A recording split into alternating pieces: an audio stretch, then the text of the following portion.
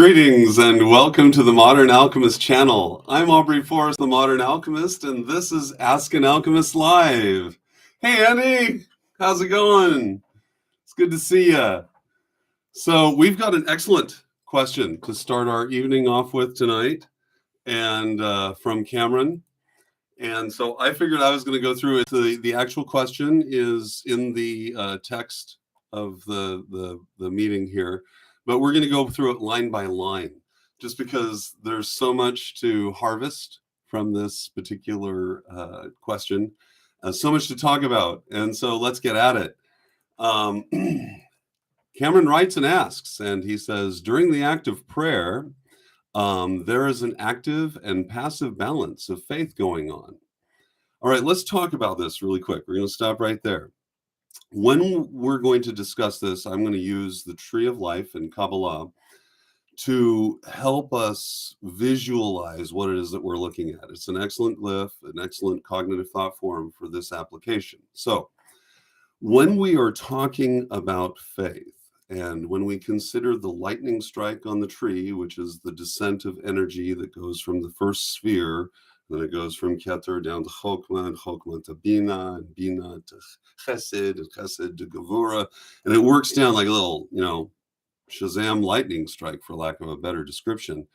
That first action is characterized by the Fool, this guy right here, the Fool. And it is an act of faith.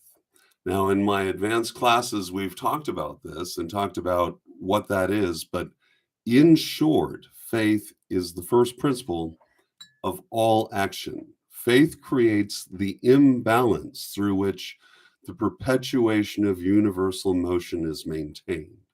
So every act that we conduct at the most fundamental level is ultimately an act of faith, because it makes a whole bunch of assumptions, and you need only consider your life to consider that. So in a discussion of faith, we need to recognize that faith, therefore, is always seen as something that is active. Even if you are choosing to wait for whatever force to answer your faith, that is also an action. The choice of doing or not doing things is, in fact, an act of doing something.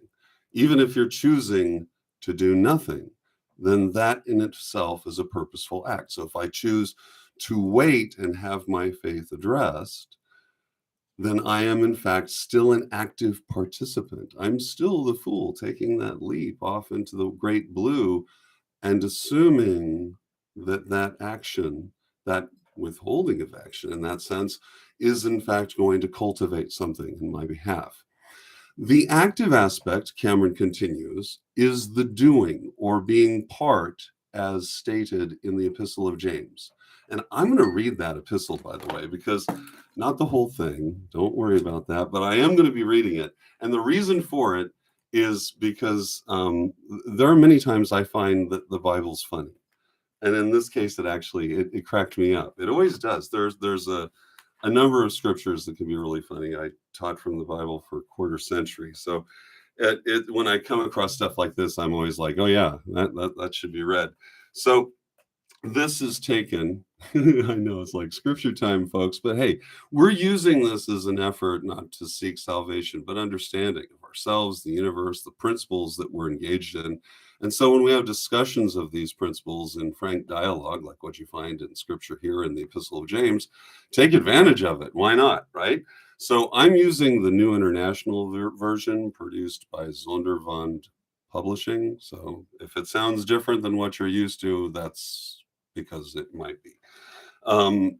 So he goes on, he says, my dear brothers and sisters, take note of this. Everyone should be quick to listen, slow to speak, and slow to become angry, because human anger, I'm sorry, that's still also true, but it's not necessarily salient to where we were going. So he actually Cameron begins down here in verse 22. So this is chapter 1, verse 22. Do not merely listen to the word and so deceive yourselves. The act of listening, Okay, when discussing this on the tree, the function of listening resides within bina. So this, in effect, is a repository of receptivity. But bina has two characteristics. It can resist and it can receive. Typically, it resists first as a component of sacred feminine, and then later it receives as that same component. We visualize this often in the function of electrons or electron fields within atomic structures. Same idea, but the essence is that if all you do are receiving and you think that that is sufficient, then you are in fact deceiving yourself. He continues and says, let's see. Yes. Anyone who listens to the word but does not do what it says is like, this is the funny part, is like someone who looks at his face in the mirror and then after looking at himself goes away and immediately forgets what he looked like. I'm sorry, that just cracked me up. I mean, let's just say it frank. The idea is that if you do nothing with what you are given, and this actually applies to later on when we talk about contracts, and which is in a way an execution of faith, but ultimately, well, anyway, it was funny. So let's continue on with Cameron's. Let's see. Oh yeah, let's take a moment here. If Binah is listening, then Chokmah is speaking. No, because Binah handles both speech and hearing. It's the best example of this is it was a movie with Richard Pryor and Gene Wilder, and one plays a deaf guy and the other guy is sighted but can't speak or something like that. Anyway, to me it seemed like a depiction with the two of them cast as they are of Chokmah and Binah and them not being able to negotiate between the two of them. So that's where when you drop down, that's where Tiferet comes in, because it's the child which does that negotiation. Ultimately, however, okay, when looking at the tree, do not get confused. Chokmah represents the pillar of mildness. It is the one that's negotiating between Keter and Binah. So Keter is fullness and Binah is the void. Chokmah represents the mediation between those two forces, which universally before the act of ultimate faith, which we're going to get to here, when we discuss the idea, the Shakespearean idea of let it be so, right? In that same sense, an act of submission and allowance was created in the beginning when the phrase "let there be light" was initiated. What that did was take Keter from the pillar of white and move him up into the center, where Chokmah would ordinarily be being gray and then descending straight down the middle pillar of mildness. But if you do it that way, then nothing ever happens because it's all perfect mediation. If you allow Keter to ascend to the top and Chokmah to drop down, so the father becomes the son becomes the father. That is like riding a bicycle. It immediately sets things in motion and it'll stay running forward and in balance so long as things are in motion. And the initial impetus is still happening. The act of allowing light was a vibratory act, which is still being felt because we're all part of that same bubble of existence. But getting back to Cameron's question, this I can fully comprehend, Cameron continues, is the passive is what I am perplexed on. The verb pray has a synonym like to beg and to ask. I would also like to suggest that pray has a homonym, which one of our viewers actually mentioned. I was like, yeah, right on, because I was thinking the same thing. If someone is to pray is something that you can do upon something, as in to engage in attack, or you become something's prey, meaning that you are that which is sought after and pursued.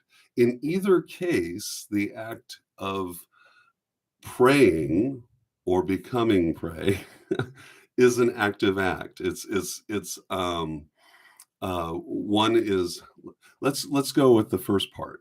The act of pursuing one's prey is the same as pursuing prayer, because you are seeking after the divine.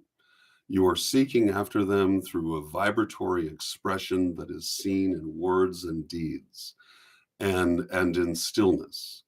And so again, this is executory of a positive, penetrative act, something where you are piercing the veil, seeking to go beyond what can be seen, heard, or felt, into a realm that exists but is neither seen nor felt, but you know to be real. So that is the point of prayer. Going to what Cameron then says next, yet it's also described as an invitation, like in Shakespeare's saying, "Come what may." Or if I were to phrase this biblically, I would say, "Not my will, but thy will be done." So the idea of "come what may" is a submission of oneself to the overall will of the fates, which can be seen then as an expression of overall will, right? Extending outward into the infinite. So not my will, but thy will be done. And this can be tied to Crawley's statement of that there is but one law, and it is what thou wilt, do as thou wilt. This is seen as egocentric until you recognize that for the performance of what you wish to do to succeed, you must align yourself vibratorily with the outcome that you are pursuing. So if you wish to do that, then not your will, but thy will be done, meaning that I seek to align myself vibratorily to the universe in question. And by so doing, then my prayer will be addressed. It's in the same sense, it's like becoming a musical instrument that is out of tune, and then you seek to align yourself to the orchestra. And in order to do that, you must attenuate yourself, tune the instrument of your soul to the degree to which you can then commune with the forces you seek to commune with. In this sense, very really, like likes like. So let's what else we got? Any other comments? Nope. Sorry about that. And let's take a look here. I will continue on with Cameron's thing. Now Cameron leads into um uh is this latter the more applicable part? Is the latter part more applicable to the passive faith? So, again, in my belief, faith is never passive, that faith is an expression of activity, and the choice to wait it out and hear a response is still an active participation. It literally is active listening. So as long as you're doing the active listening, then you're able to participate. In prayer, just as the pursuit of one's prey is done in tandem. So you know that it's out there, and you wish to pursue it, and you know what is required of you in order to obtain what it is you desire. And typically that is the vibratory alignment. So Cameron continues and says, this leads to another question I have, which involves contracts and their binding nature. I like where he's going with this. Harry Potter comes to mind immediately, and with the Triwizard Tournament, as well as Snape and Narcissa in The Half-Blood Prince. I have to say, now that you've opened the pop culture door, that means I get to go in there too. So we're going to be talking any number of things relating to this, but it's really funny because I think what we're talking about here is the legalities of the universe, but that happens to be discussed in the Epistle of James. He continues, by the way, we're still in the first chapter, and now we're in verse 25. He says, but whomever looks intently into the perfect law that gives freedom and continues in it, not forgetting what they have heard, but doing it, they will be blessed in what they do. Okay, so the perfect law. Let's talk about law for just a moment here. And what is the difference between law and chaos? Now, the reason why I'm pointing this out is because they represent two sides, polarizations of the same thing. And if we want to equivocate it, we could say that law represents the substance or substrate upon which life is sustained. And on the other side, decay is the substrate upon which life is removed. So, but it's all part of the same thing. One literally cannot exist without the other. So, when looking at coming into alignment with the perfect law, this is again an admonition to align your personal vibration, to get yourself to the point where you are going to be able to not merely commune, but draw upon and command those forces.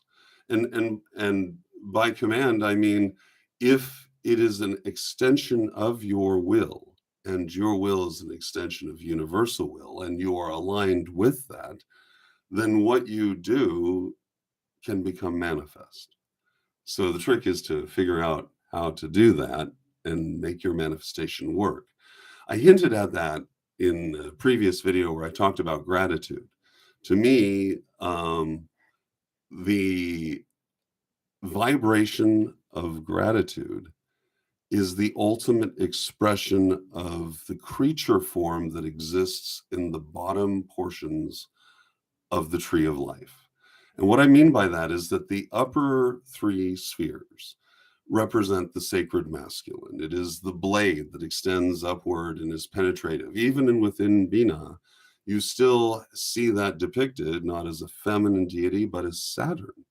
And the implication is the implication of what that presents. Remember that the let there be light statement was and had to have been made by Bina. It's the only one that was able to engage in that speech.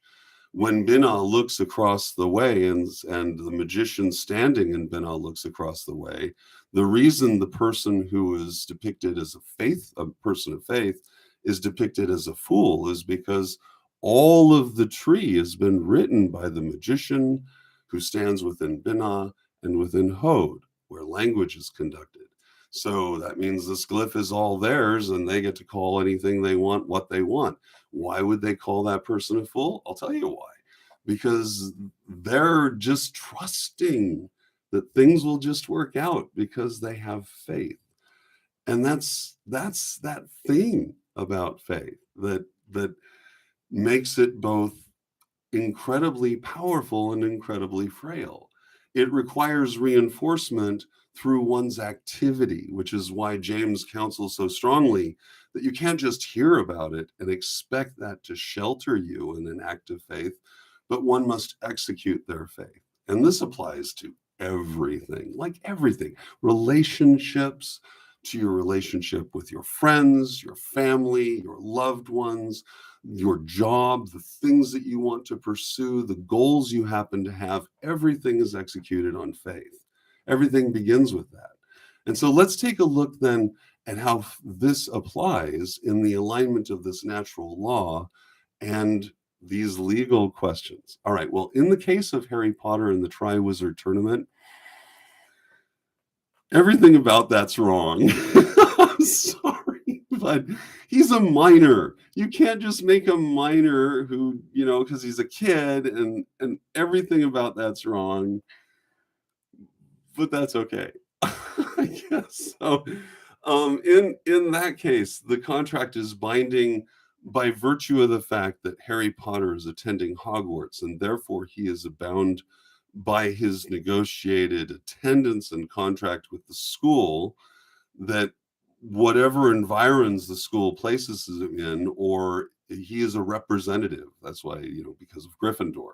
So through the function of his fraternity with the House of Gryffindor and Gryffindor's association with all of Hogwarts, any activity that he is associated with is by de facto tied to Hogwarts. And so his activity it was already predetermined. In fact, it's sort of a pre-executory agreement, which ordinarily in contract law isn't really something that is easily enforced. It's sort of like going into a swimming area and saying, I'm going to sign away all my rights in case I slip and crack my head, which is just ridiculous because the swimming pool is an attractive nuisance. Anyway, so the idea then with Harry Potter and the Triwizard Tournament is that he is bound by the contract of his attendance. So as long as he's a student at Hogwarts and expects to remain a student, be taught as a wizard, and allowed to function as a wizard within the wizarding community, and have the magical people that are in charge of magicking everything, and the Council of Magic and all that other stuff, for him to practice and not be zapped or forgotten or something, he has to align himself with all that. That's the whole purpose of him training as a youth and going away and stuff like that. So that's why the Triwizard Tournament is allowable. Now, on the other side of this, we have Snape and Narcissa, and it really doesn't matter the reason why Snape took upon him, because we know at that point that Snape's working as a double agent. So he's really working with Dumbledore at that point. But any agreement that he has is with Dumbledore. So if he's going in and talking to Narcissa to protect Malfoy, Draco Malfoy, from, failing to execute his termination of Dumbledore, well, then, the whole thing, like, he's going to do that anyway. Like, he has to, because he's already agreed to Dumbledore that he would do whatever is necessary to ensure that Voldemort wasn't able to actualize all of his nefarious plans, and that the Death Eaters don't just screw everything up and take over the school, even though eventually they do. But in spite of all of that, in the Half-Blood Prince, when he engages in that binding ritual, that's totally legit. In fact, that's one of my more favorite parts, because that in and of itself is representative of a form of ritual or ceremonial magic. Now, let's talk about the difference between ritual and ceremonial magic. Typically, ritual magic is conducted by yourself or perhaps with one other person. So when conducting that, hang on just a sec.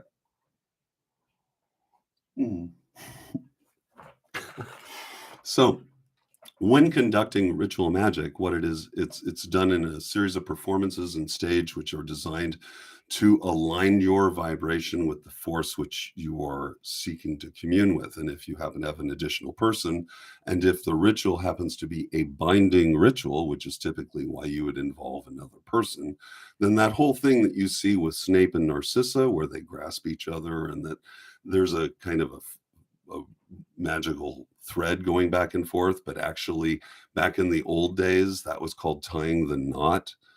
So the knot being a symbol of eternity. Therefore, if you tie the knot around the wrists of two individuals, typically that means that they're married, right? Meaning that they have become one forever, because the knot is the thing which binds the two of them, and it represents the fabric of both of their union. Anyway, in the case of the binding ritual with Snape and Narcissa, what you have is the energy of the two in agreement, then coalescing in the binding of the two. And this is done through speech and action. And your choice of action is really up to you. Heck, I just watched another... I can't remember the name of the movie, but in one of the scenes, they did this really dramatic binding thing. I don't know, was it on Netflix? It might have been the Netflix. Wow, is that forgettable? Okay, yeah, the new Witcher thing. Anyway, they do this binding thing where they cut their palms of their hands, and then they slap each other's arms at mid forearm, and they're like, "Yep, it's a deal." Yeah, it was that. It was the Netflix thing, and I'm like, okay, so that's a blood binding, right? Other times you get the blood binding where you actually are gooping your hands together, highly unadvisable. I mean, really, we know way better than that. So just because you're immune, anyway, you know better than that. Don't cut each other and touch blood or stuff like that. I'm not saying you should do any cutting or any of that. It's horrible. But that's another kind of ritual, right? So ceremonial magic is done with 3 or more people typically because there is a ceremony involved. So ceremonial magic can actually be seen as a wedding ritual where you have someone who is leading the ceremony and then you have 2 participants. And any number of temple rituals or ordinations can be seen in the same light, where the 2 individuals can be functioning in proxy for all the other members who happen to be present. And then that ceremonial magical ritual then is conducted so that they're all unified to a singular purpose, whatever that happens to be.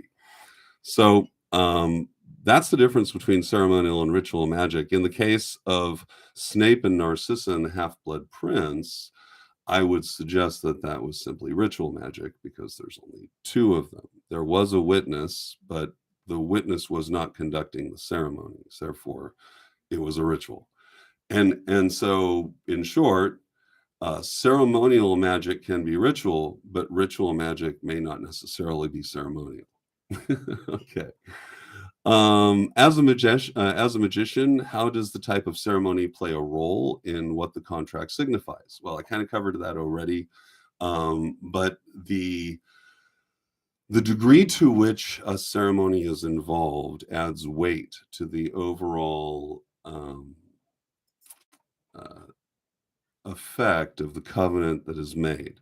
So that if the covenant is made, let's say between just a few people, and whether it's ritual or a small ceremony, that covenant is bound by those people, and the people involved can help the covenant makers avoid becoming covenant breakers.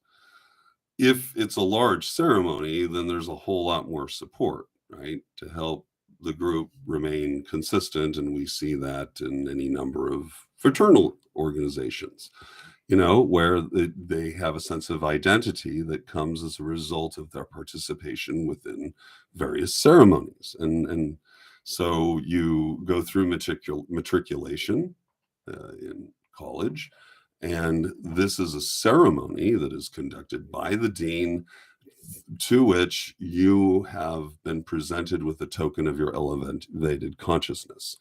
And as a result of that, you then are allowed to conduct yourself differently within the community at large, right? Because now I no longer am just Joe Schmo. Now I'm Joe Schmo, the PhD. All right. So, the larger the ceremony, the larger the scope.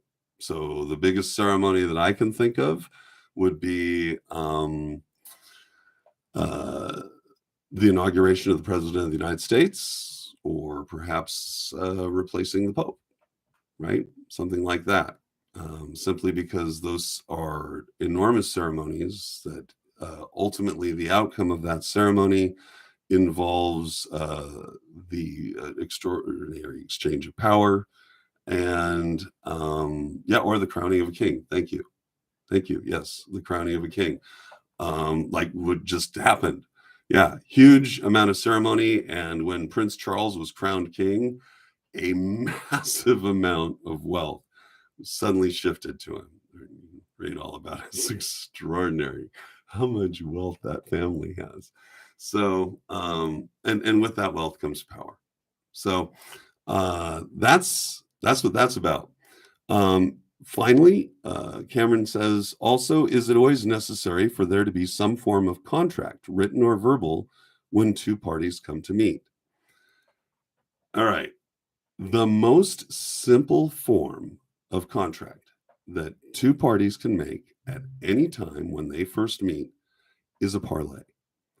And it straight up, it's a parlay. And it means that you are having an agreement that for the duration of the time that you speak together, and perhaps a small period thereafter, because you don't want to just like, okay, we're done, bang, bang, bang, right? So maybe 30 minutes following the conversation, there will be no violence conducted. There will be no anger. We'll not yell at each other. You can use a parlay in every situation, and I guarantee you almost always it'll make people smile. because people are like, wait, parlay. and then they'll be like, what? And then you can explain it, and that causes, if you're lucky.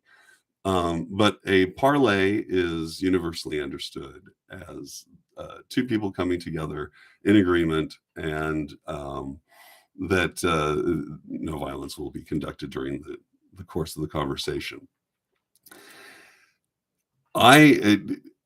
You do, let me put it this way. No matter what, there's always an unspoken agreement between two people, typically when they greet and shake hands. And that is that a momentary partnership, an ad hoc relationship is being conducted for that time. Even without the saying of a parlay, you're still shaking hands, which is a union of force for the period that you're there, a greeting, right? There's a lot to be said about shaking hands. It's a very powerful act to be conducted, and the direction or means or the expression of the handshake can indicate a wide assortment of things, which there are lots of people online who talk about regularly.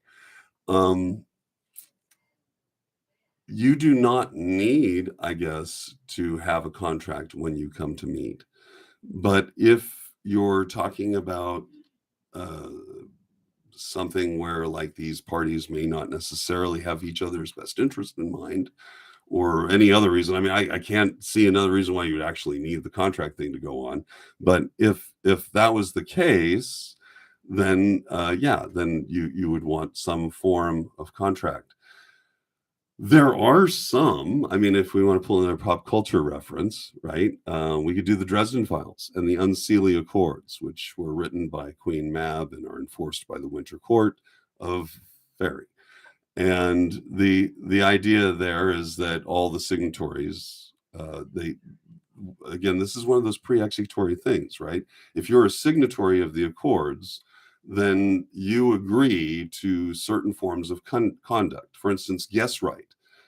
Guest right is very, very important among Accord members. I mean, it's like sacred. So if you say you are a guest in my house, welcome, then that means that not only will you not harm them, but you will do everything in your power to protect them so long as they are a guest in your house and conduct themselves as such, which means they're not going to be doing anything to harm you, right?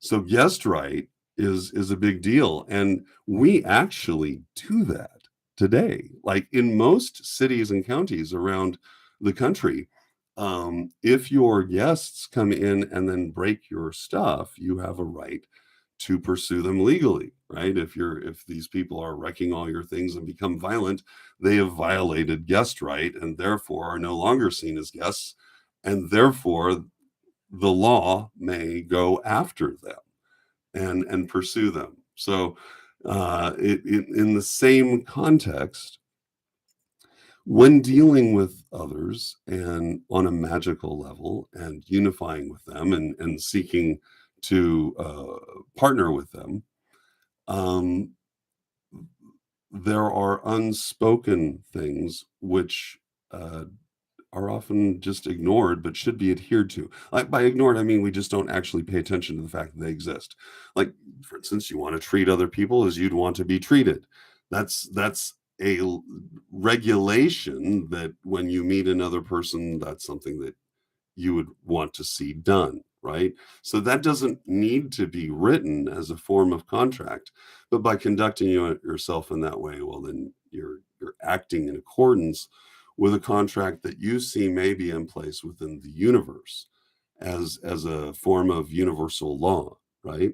So if I give blessings unto others and am good and vibrate in that way, then those things will come back to me at some point.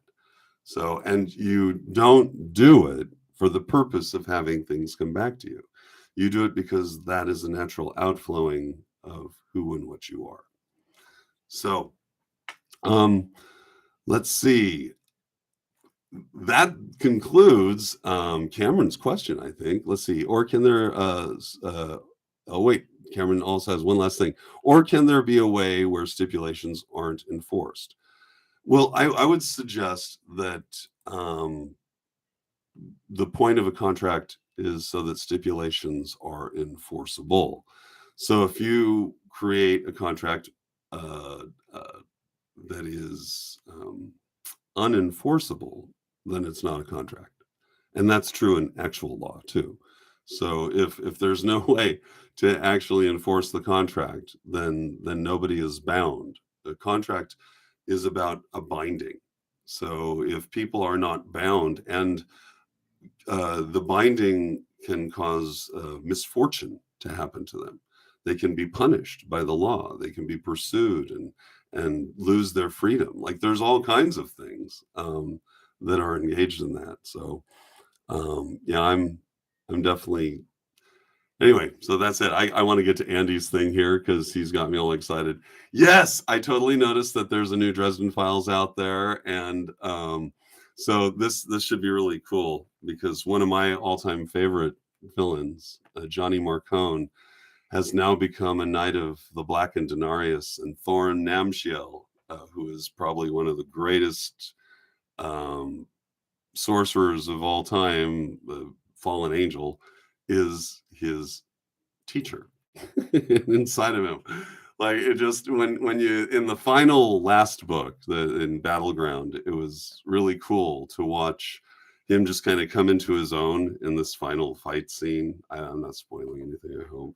Anyway, it just, gosh, I just realized my daughter will be mad at me. Well, anyway, yes, so it's the law, and I'm very tempted to get that book immediately. I found out about that like a week ago. Let's see.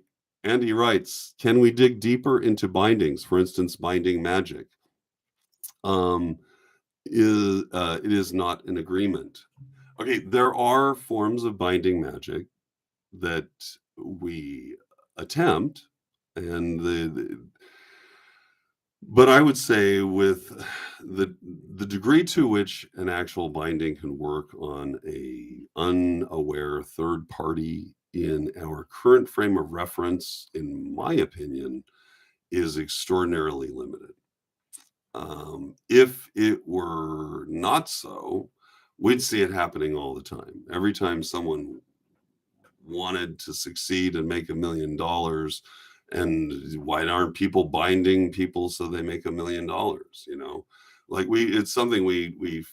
No, I know you're not. I know you're not advocating, for the record, but it is something that I see come across my desk periodically, where folks are like, I feel like I've been affected, and I'm like, well, there are probably other circumstances.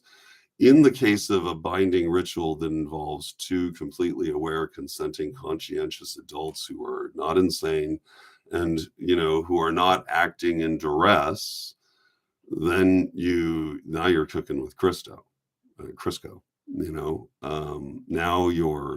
now you've got some muscle, because, well, from my experience after working with this for so long and communicating with many others, it's not Harry Potter for us out there, folks. Our power, our magic, our influence upon the universe is extraordinarily subtle, which is why in Eastern philosophy it's called, it's referred to as a subtle energy or subtle force. We have a lot. This is why, for instance, governments go to such extraordinary levels to do what they do, to suborn the will of the people, right? And to keep them in a particular way. It's because you can't just mind whammy the public. We all got our own brains, and most of them are extraordinarily rigid and well adapted and unbrainwashable. So, I don't think, in spite of watching on Charmed or any other, shows where they'll show some Wiccan person taking a red twine and putting it around a poppet that represents the person because it's stuffed with their hair and fingernails or something, and then they do their thing. And supposedly they have some control over them. I don't feel that that's a thing. I feel that may at one point Perhaps historically, when there was a lot more juice in the system, that might have been a thing. Maybe, I don't know. But it really does feel more like magical thinking or wishful thinking than actual thinking, because we have a lot more power simply by speaking to people. Like, if you want to bind someone, you can captivate a person simply through speech. This has been demonstrated over and over and over again, where someone with great charisma and verbal capacity can sway literally millions of people and have them go nuts over them, become a cult of personality. They're not out there with red twine getting people all worked up. They're using what we can do.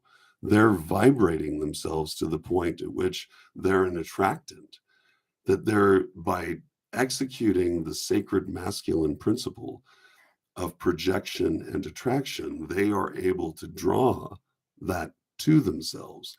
And that by simultaneously activating that sacred feminine principle of reception, diminishing their resistance, they're able to accept it. They're able to draw it to themselves. There's always two parts. That's why so many people, they fail at this whole positive thinking thing, because they're like law of attraction, law of attraction, law of attraction. And no one's ever talking about law of reception, law of reception, law of reception. You can attract all day long, but if you're unwilling to receive that blessing, it will bounce clean off of you and you'll get nothing. So you have to understand that the function then is to draw it down to you and accept it. It's like being a receiver in football, and you reach your hands up to catch that ball and then you scoop it in and tuck it. That's what you do. And if you're not doing that second part, it doesn't matter how awesome the quarterback was or how cleanly that ball was tossed to you. If you're not reaching up to grab it and pulling it down to tuck it, right? You're attracting it to you and receiving it. You won't get it. You won't be able to fulfill that potential. So that's the stuff that I think we should focus on and work with.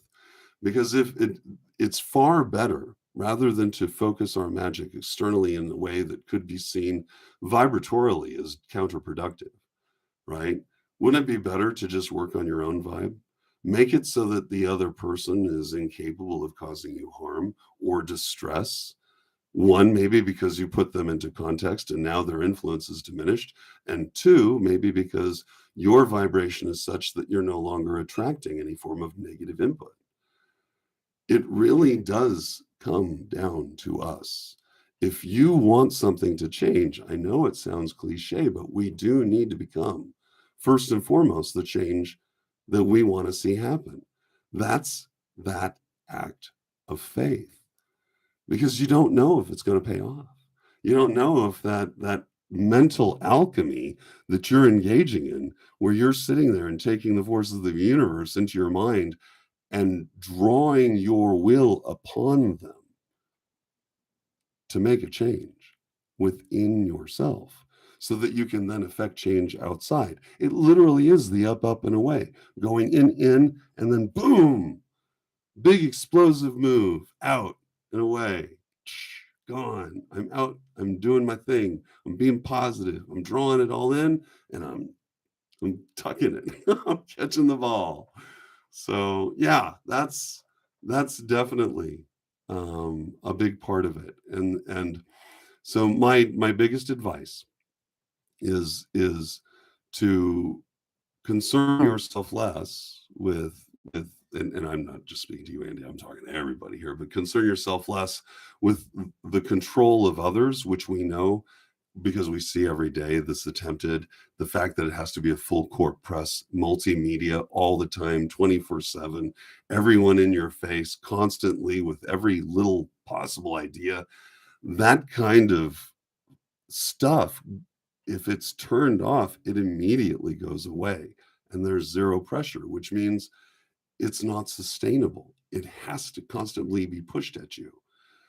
On the other hand, if you are simply creating a domain within yourself of peace and you're extending that domain to each and every person that you meet because you're at peace with yourself. You don't feel like you need to worry about what the other person's thinking because as far as you're concerned, you're in it together. This is that namaste moment, right? Where you're like, I see the divinity in you and honor it by treating you as I would be treated and raising that overall vibe. Imagine that collectively turning into this giant cascade force. I have so many things in my head where I constantly in meditation, I'm like, yes, we can reach this tipping point. I'm totally into it. But we just have to sit there and recognize that first contract, that first thing that we do, that's a contract with the self. That's where we choose to bind ourselves with that which sustains us. Just like anything else in the universe seeks that which strengthens it. Even plants will turn and face the sun because that's where the light is. And that's what we do. We turn and face that, we transmute that, we turn it into something special, we share it with other people, we share our light, we pull out that, from under the bushel. Anyway, so that was a great series of questions, Cameron. Thank you. And thank you, Andy, for participating. Thank you, Charlie, for hanging out with us. So, and JJ, it's good to see you. Well, guys, are there any other questions? If so, lay it on me. Thanks, Andy. Thank you, Charlie. If not, thank you, everybody. I really enjoyed our time together tonight, and I'll be seeing you guys next Thursday evening for Ask an Alchemist Live. Please, by all means, big questions like Cameron's are definitely the way to go. If you've got some well-thought ideas that you wish to explore here on the Modern Alchemist channel with me, by all means, let's have that question and let's pursue it together. I'm always grateful for an opportunity to have a really meaningful discussion. Thank you again, everyone. I'm Aubrey Forrest, the Modern Alchemist, and I'll be talking to you guys really soon.